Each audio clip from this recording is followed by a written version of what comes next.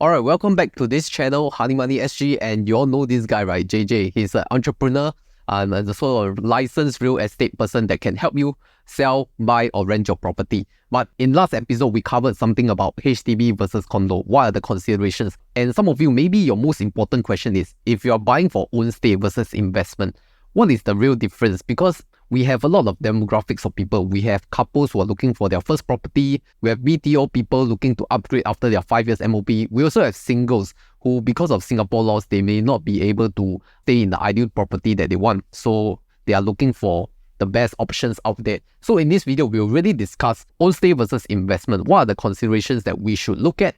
And what are some unconventional thoughts that JJ may have to share?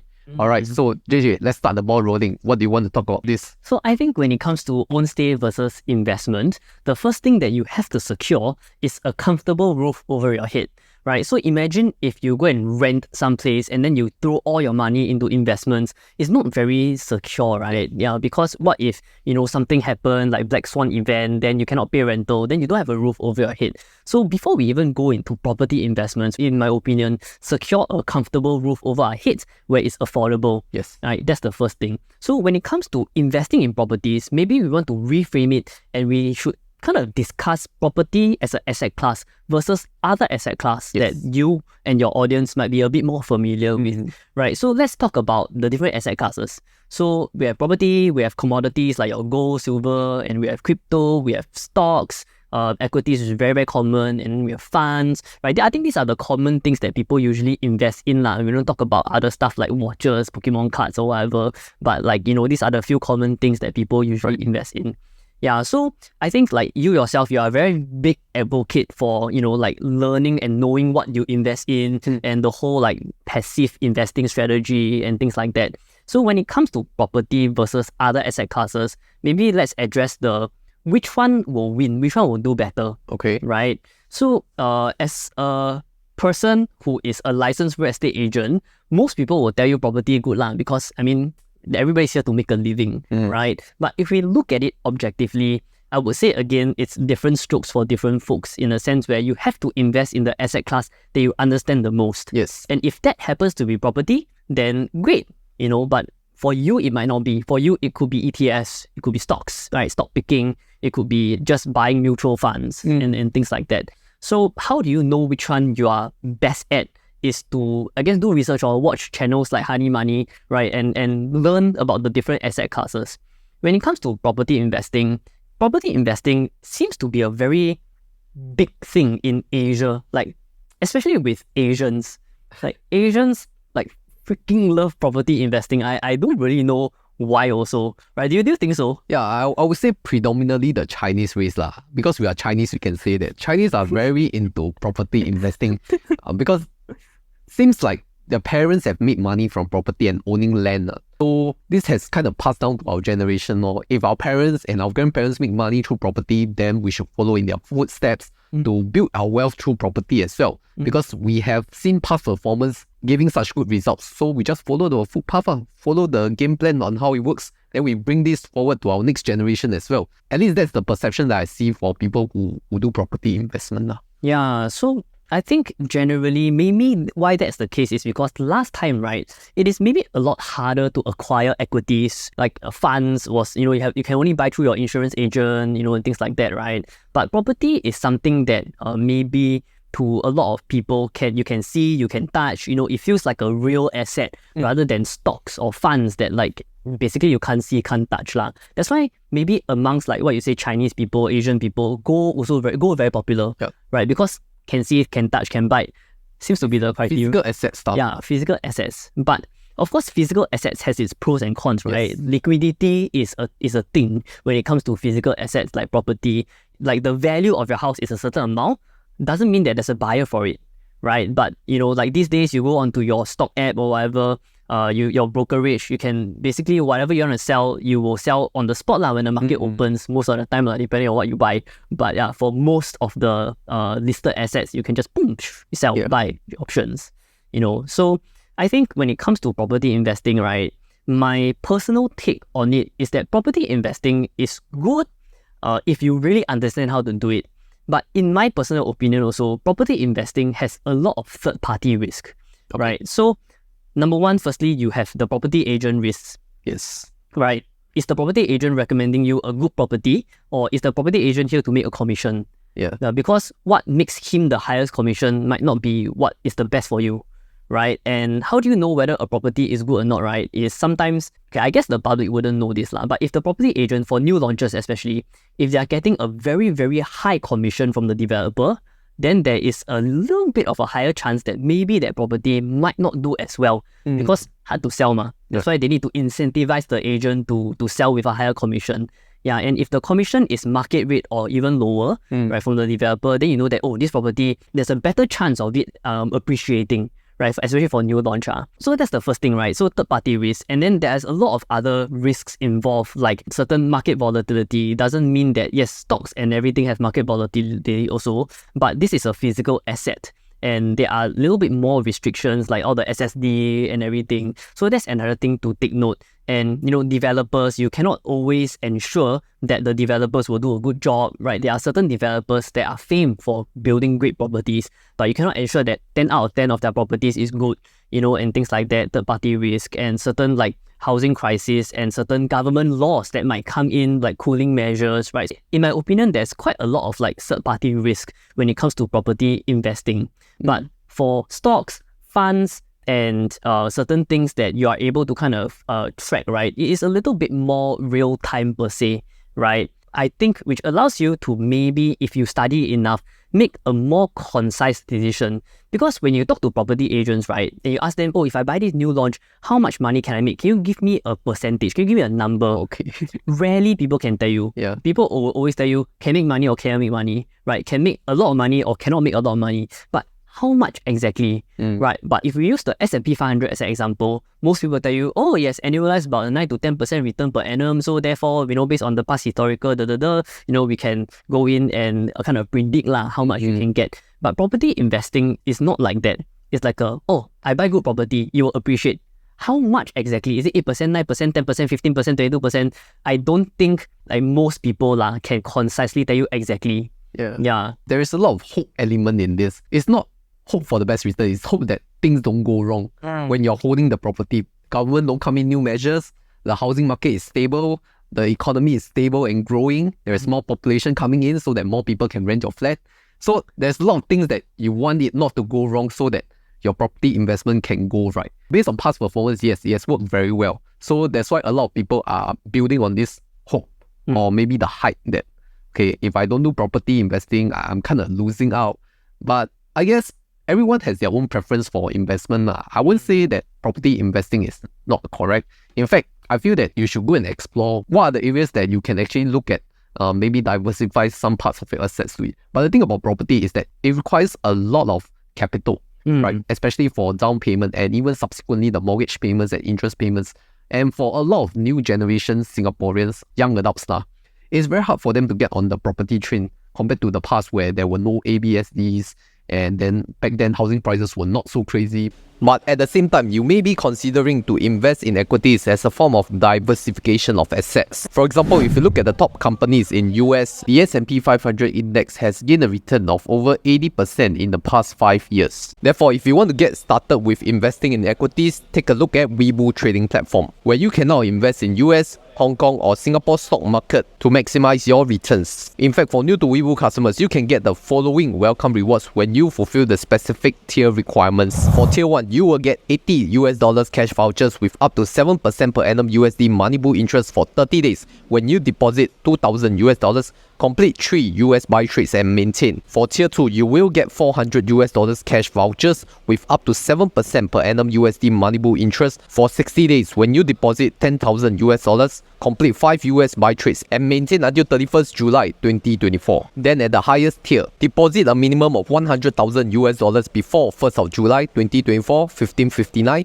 and enjoy a yield boosted up to 7% per annum on your USD Moneybook subscription for 180 days. For those asking what Moneybook is, this is a wealth management tool designed for margin accounts to earn a yield on idle cash while maintaining liquidity. How it works is that the yield is generated by automatically investing your idle cash into underlying cash funds. You can continue trading even when your funds are in money pool. 99% of market value of your money pool position will be added to your buying power for trading purposes. The funds from your money pool position will be auto-redeemed when you do not have sufficient cash to settle your trades. Furthermore, there is also a transfer-in deal for US stocks and ETFs. This transfer-in deal is valid for both new and existing customers who have not done any shares transfer to Webull before, so you just have to transfer in shares from outside brokers and hold them in Webull for 90 days to get trading vouchers. The trading vouchers rewards differ with the value of shares you have transferred in, and there are 4 tiers of rewards, starting with tier 1 where you get $50 of trading vouchers when you transfer in $5,000 worth of US stocks or US ETFs. Next, we have tier 2 where you get $200 of trading vouchers when you transfer in $10,000 worth of US stocks or US ETFs. Then we have tier 3 where you get $500 trading vouchers when you transfer in $50,000 worth of US stocks or US ETFs. And finally, at the higher tier, you get $1,500 of trading vouchers when you transfer in $150,000 worth of US stocks or US ETFs. Webull will also subsidize the transfer fee up to $150 for your first shares transfer in if the successful settled transfer in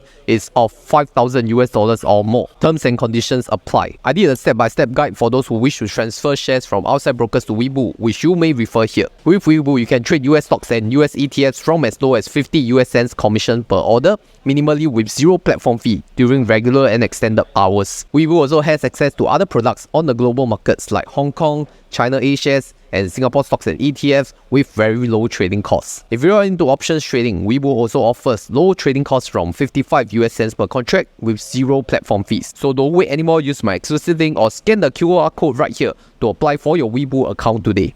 So it brings me back to this question: is it property investments still even worth it for the current situation that we are in right now? I think worth it or not worth it largely depends on your personal finance goals. Because is it worth it? I would say it's definitely a very, very viable asset class. I cannot speak for overseas properties, but in Singapore, right, it is a bit harder to lose money investing in properties because maybe you don't make, but because of how generally quite stable the market is here, it's very hard to lose a lot of money, right? And don't forget that property is an asset class that everybody leverages on. It is an asset class that you buy with leverage, whether you like it or not. But if you are on, Moo or whatever, buying a stock and then you are leveraging, wow, then it's not like all fun and games anymore because there's this thing called margin call, right? And you get a margin call, I don't think it's quite fun, right? Whereas for property, right, like the Singapore rules force you to make a certain amount of money, then you can go and take a certain amount of loan. Yeah, so I think it's quite safe and it's quite worth it. But I think here I also want to say back to the whole risk of investing in property, the third party cost. Why don't I compare it to stock picking? Okay. Right. So when we buy funds, right? When we buy funds like a S&P 500 fund or like a QQQ, we're buying into a group of stocks. So this thing in property is known as REITs, right? If you're buying into a group of properties, you buy into a REIT, right? Which allows you to kind of diversify. So if we kind of use that comparison, right? Buying individual properties is like stock picking. Yes. It's like stock picking, right? And how many % of people actually make money from stock picking? Yeah, so I think you are very clear on the answer. And if I'm not wrong, the rough statistics is only about 3% of people make money trading stocks and trading, right? So 97% of people lose money. So if we use that analogy on property, right, apart from all the other third-party risks that I talked about just now, like ruling, property agent must be good, developer must be good, and you are basically not just picking the development to buy, you're picking the unit Because if you go and look at the past data, in the same development, there are some units that make a lot of money, but there are some units that also lose money, right? So it's picking not just the correct area, not just the correct development, but also the correct unit. Don't you think it's quite risky to put $2 million into one unit when there is like literally few million units in Singapore, right? That is the concentration risk part. And don't get us wrong, if you are a multi-millionaire and you put $2 million on one property, then you have a few of them, that is okay. But if you only have $2 million of net worth and then you all in into one property, then I think there is something to be concerned about your risk diversification.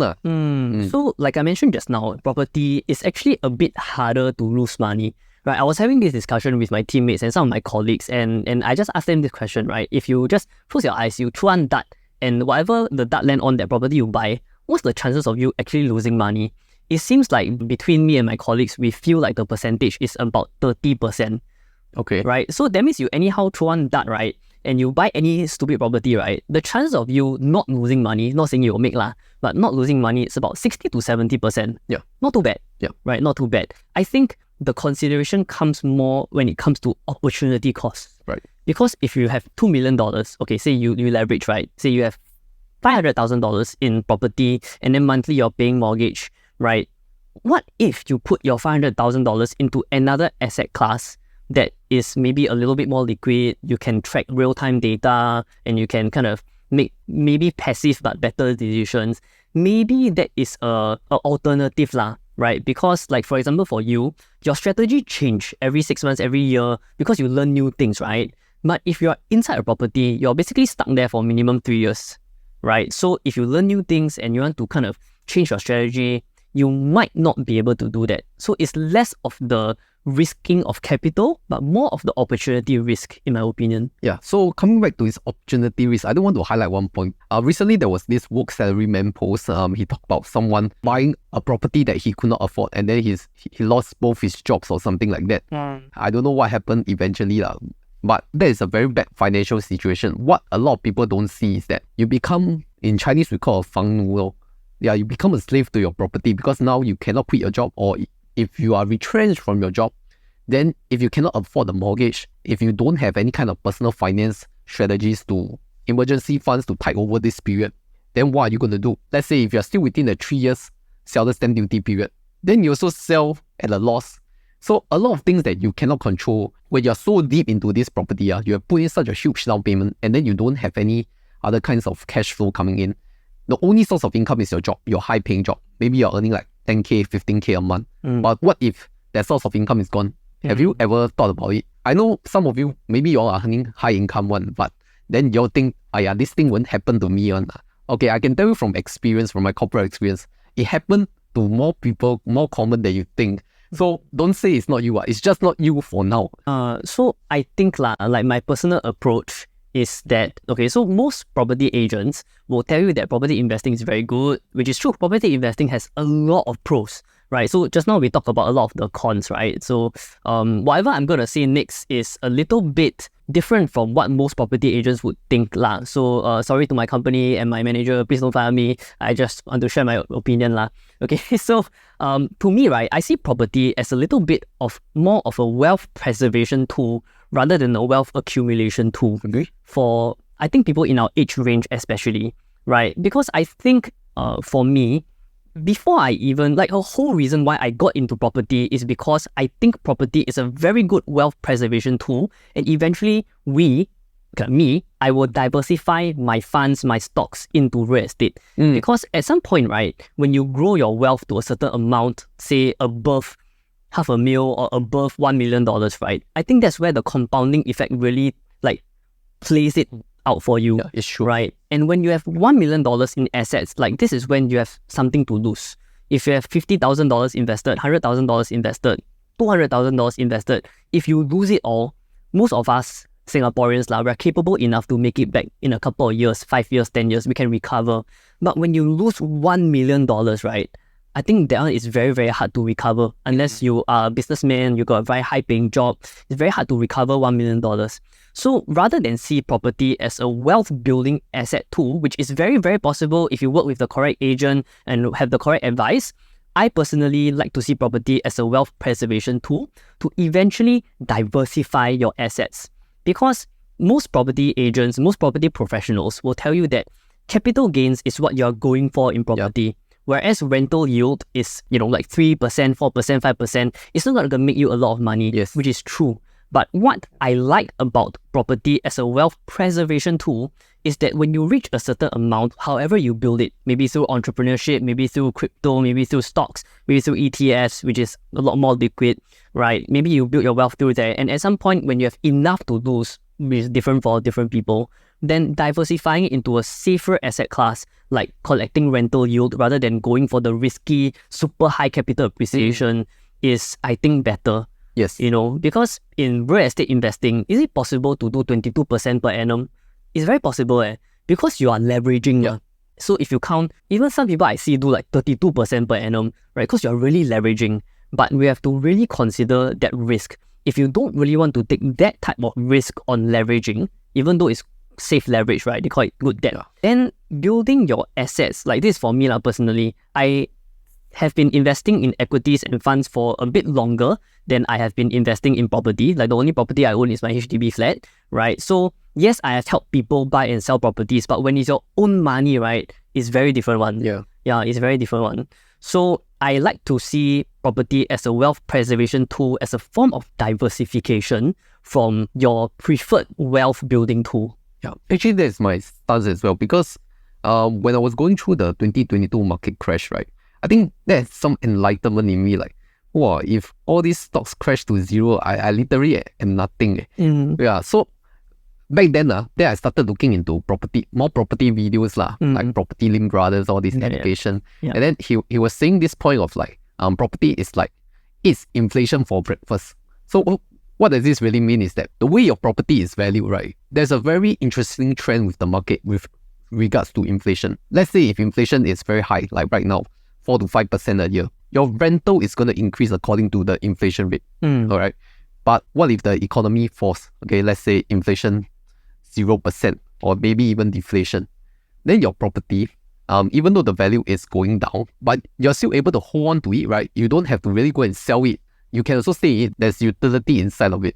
So a lot of people, when they buy property, it's really on the emotional side that, okay, so if I don't have any place to stay, at least I still have this place that I can call my own. But if my stocks go to zero, it's really nothing. Correct. You are really a goner. Correct. Yeah. So I think when you are still younger, have the ability to generate cash flow, looking into certain things, certain asset classes that you are a little bit more educated in, it could be equities, it could be ETFs, it could be funds, I would say relatively safer wealth building tool is a point of consideration. Because if you are watching this channel, you are following Chris's style of investing, which is how I like to do it also, is passive investing. Like I've been buying the same ETF and the same funds and the same stocks for like years. I just gyro, auto buy, auto invest and everything. And I just watch it go up and down for the past few years, but I'm still in the green run, yeah, right? most of the time. Whereas for property investing, it's a bit different. Yeah. In order to make real money from it, every 3 to 5 years gotta flip. That means all the risks that I mentioned just now, all the third party risks, every 3 to 5 years you're subjected to it. Yeah. So I think that one is very important. And I also want to emphasize that I'm not saying that property investment is not a good way of accumulating wealth. If you have somebody that you trust who is in the industry to advise you, and the person has a really, really good track record of doing it, and you want to use property as your main tool for growing wealth, then by all means, like you can do 15, 20, 22% per annum, which the S&P cannot get you.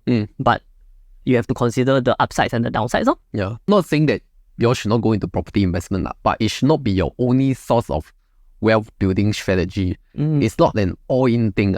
Just consider diversification. Like I was into equities, then now I'm looking more into property. I'm not saying like equities is for the win. Properties investment is shit. No. Okay. I'm trying to say that once you have a higher level of wealth, start looking at things that you can diversify on. Then maybe if you don't have a property yet, look for own stay property.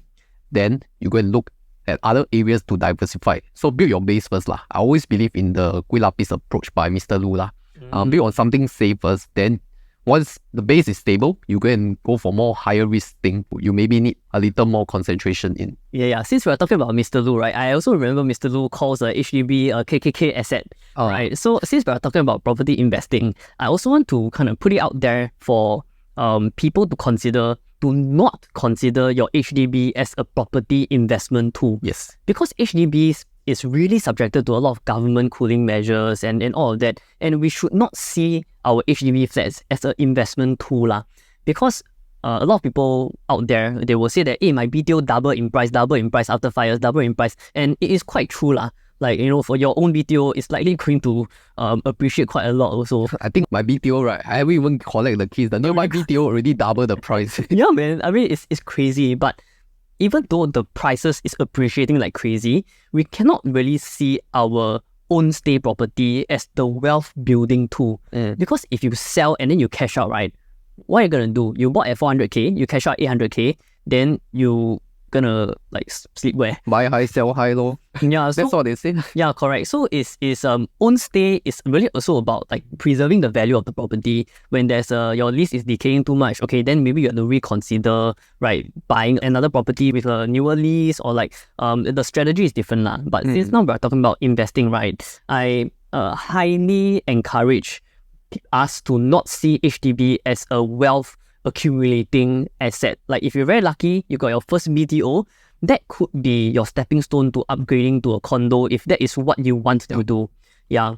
And it's totally okay to stay in one single property for all your life if that is what you want. But if that's not what you want, and then you aspire to go to a private property, just make sure you have the right head size to wear the hat, okay? 没有这么大的头，不要戴这么大的帽. They say this in Chinese lah. Yeah, true. And also I think because of the restrictions of HDB, right? If you, like for example, both the owners' names are inside, then you cannot do the buy one HDB, buy condo strategy. Yeah.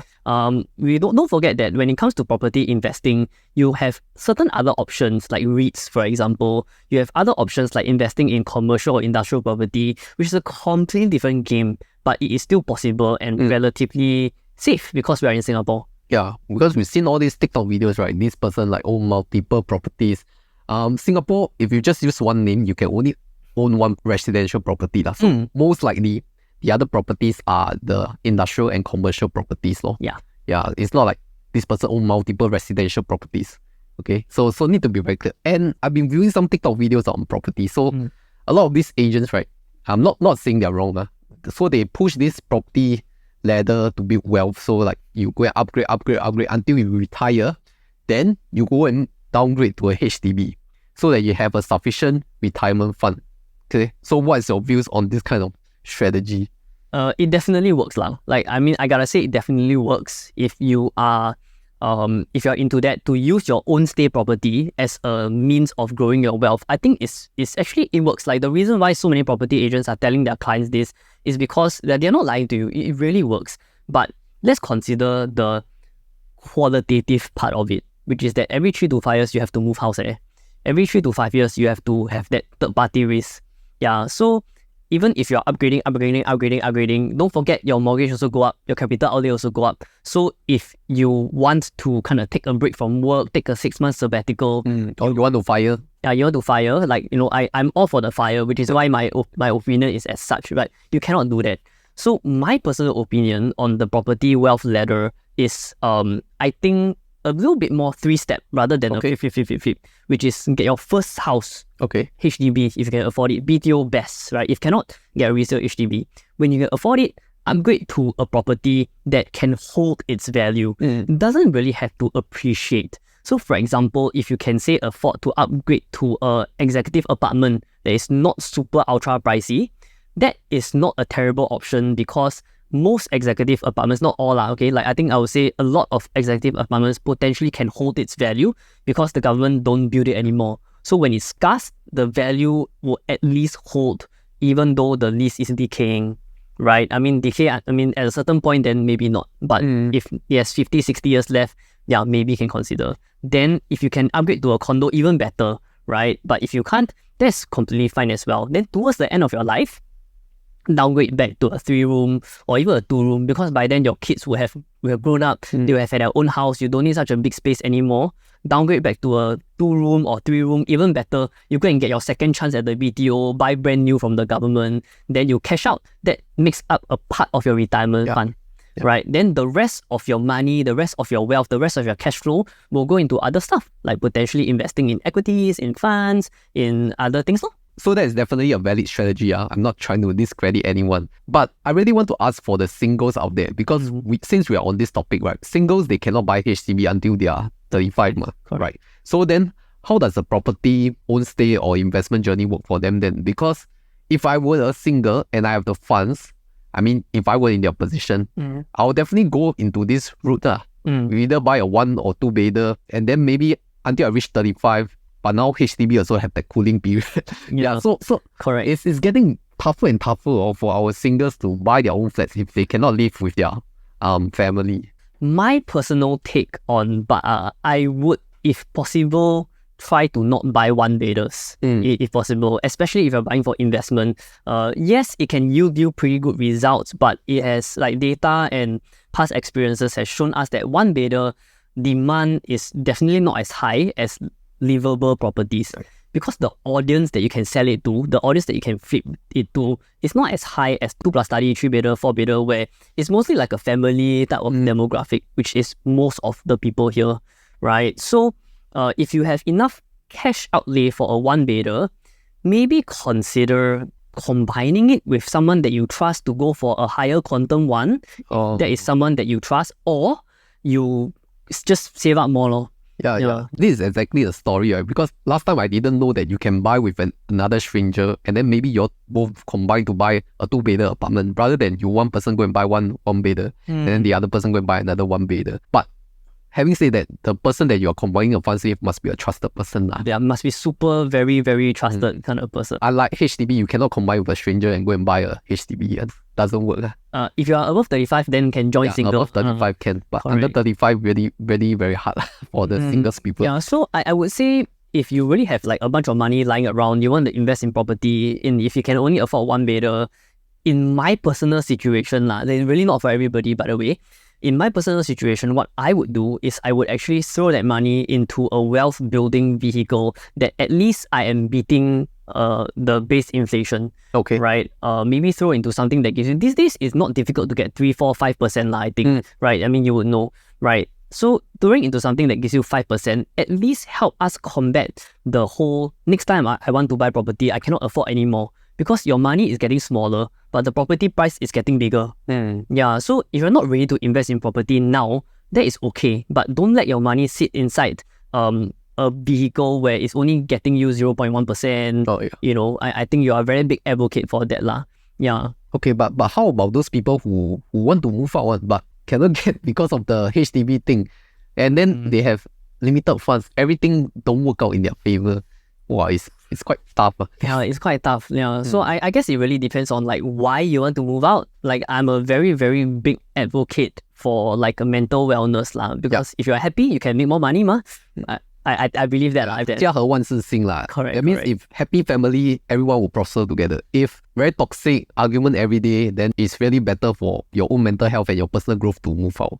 So it depends on your family dynamics. Correct. So even though renting is like really the last thing that you want to do, but if it's for your own general well-being, if you kind of live with people that you cannot get along with, renting a small room for like $800 to $1,000 a month, just see it as an investment in your own mental well-being, which will essentially help you grow as a person, which will hopefully help you grow yourself financially also. So I guess this episode is like very wholesome, right? We started with going on the other side of property investing, like why it's bad for you, why you should not really think about it. Then we talked about some good points about it. Why should some people consider it, especially for wealth preservation? Oh yeah, I also want to add on this point because if you are huge equities investors, right? And then if you are tech savvy, you will have invested in the Ireland domicile ETF kind of thing to avoid the estate duties, right? Yeah. But have you realized that one day if you leave this world, your dependents, how are they going to access your funds if you don't have a set of instructions? This is where the wealth preservation of property comes in. Property just transfer the ownership to the surviving spouse. At least that's what I feel. Is that the correct way? Okay, so when it comes to like estate, right? Estate. I think for real estate for everybody, no matter what assets you have, best is you go and get a will done. Yep. Right? So in my opinion, it's best to pay a couple $100 to a proper lawyer, especially if you really got assets like at least, if you're a couple $100,000, I feel it's worth to pay a few $100 to a proper lawyer to draft out your will properly and update it every couple of years. But if you feel like you're not at that stage yet, I believe OCBC has a free will generator that is super easy to use, not sponsored by OCBC. But if you want to sponsor Chris, we don't mind. OCBC, please. Yeah, but OCBC has a free will generator that I used to use last time when I was learning about investing. So I think that's a good thing to do. Must try to get your will and your instructions in place. But if for whatever reason it's a very accidental death, you don't have the will in place, then what will happen is that the Intestate Succession Act will take place, which will basically, there's a set of rules. There's this table that determines how many % of your property goes to who and vice versa. Yeah, so if you don't want the law to decide for you, then you better get your will in place. and assign your assets properly with a proper consultant, legal consultant. Okay, yeah, so it has been quite a wholesome episode. And yeah, we discussed buying, selling, even renting property, which brings me to this call to action. If you all want to look for JJ property queries, okay, please look for him. Don't look for me. I don't sell property. I have no license. Don't ask me questions as well. You can ask him in the comment section. I'm sure you will come to answer lah, just like the previous video. Okay, thank you JJ for coming on my show. Thank you, Chris. 2-part series. If you have missed the first part, we discussed about HDB versus condo. Like why should you consider one over the other? So you can check that video right here.